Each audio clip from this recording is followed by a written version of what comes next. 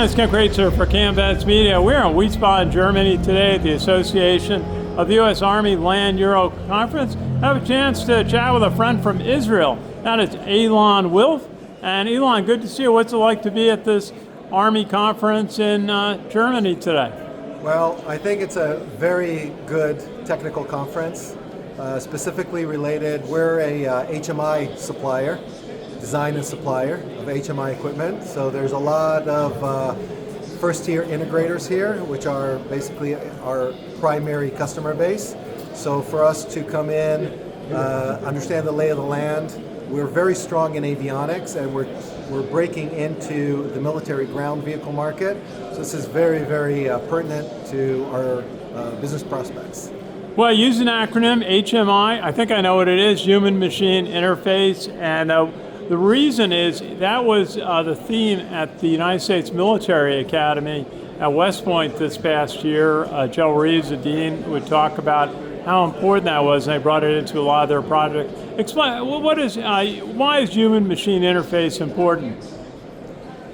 Look, everything that the operator touches needs to have the right touch and feel, needs to have the right light luminosity, and a robust solution, especially when you talk about military applications, also in also in commercial avionics. So we specialize in tactile feel, we specialize in chromaticity, basically the light that's illuminated from the panels, and those things coming together with the right engineering interface is key to operating the vehicle and also operating all the other functionalities associated with military platforms. And I know it's a lot about computer interface, but what's an example of some of the practical uses for human-machine interface? Yes, so it pretty much there's a large gamut of applications. If you look at a cockpit, all the displays that are there, all the switches and buttons, everything that you need to pull, turn, and operate or push, basically those require a very good tactile feel. So when you look at displays, whether it's a touch display or a display that requires some kind of push functionality, it's critical that those things operate on an ongoing basis for 30, 40 years to make sure that the platform operates properly. Okay.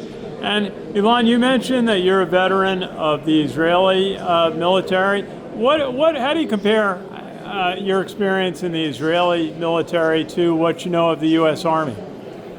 Sure. Well, it's difficult to compare size-wise, but I would venture to say that it's in the heart of the Israeli. Every single Israeli person, when they reach 18, regardless of gender, have to join the military for at least 3 to 4 years, and then so that's their call of duty, and then you have to go through a reserve duty for the next 20 years.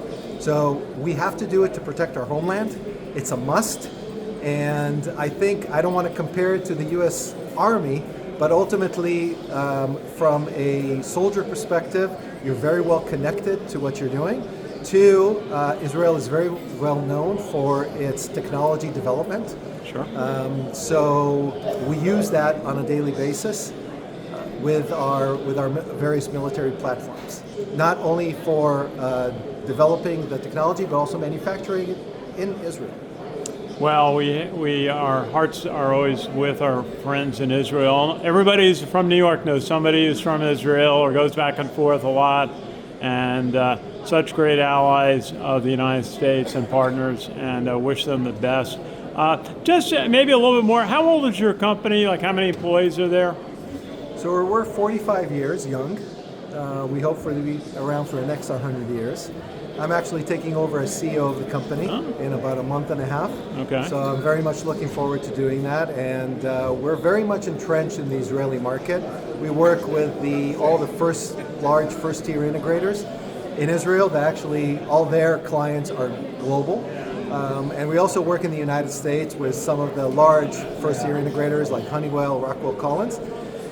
We're only about 80 people, but we have our claim to fame is our engineering capabilities. We're a built-to-spec company, and we love to come in on the ground floor, working with our first-year integrators to come up with the most economical, robust HMI solution, and then give them an advantage again with their platform manufacturers.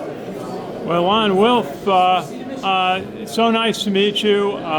You know, we have so many friends in Israel that we're always thinking of, and our best wishes are there. And Israel is such an important and close ally of the United States. It's great to meet with you and chat today. Thank you very much for this opportunity and the time. You guys take care. Absolutely. It's Ken Kraetzer for CaMMVetsMedia. We cover cadets, midshipmen, the military, and veterans proudly since 2008. And today we are in Wiesbaden, Germany, our first international conference. We're so glad to be invited by the Association of the U.S. Army. Thanks for watching, and take care.